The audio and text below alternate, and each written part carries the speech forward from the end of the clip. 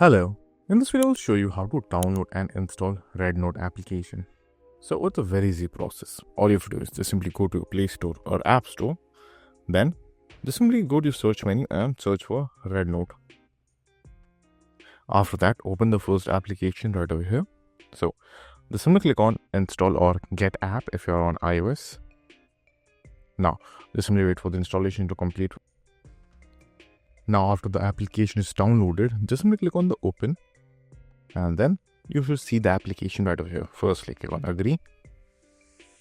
Then wait for a few seconds. After that, just simply enter your date of birth. Then just simply enter your month. And after that, just simply click on the next option. Over here, you will have the option of login. You will have two ways to log in. First is your mobile number, or if you click on other login methods, you can use Facebook and Google as well, which you can see right over here. Now, choose whichever you want. Let's say, for example, you want Facebook. Click on Facebook. Now choose your Facebook account if you have multiple accounts on your phone. Now, after you have completed the login process, you should be able to see your home screen in RedNote. That's it. And if this video was helpful, please consider subscribing and liking the video.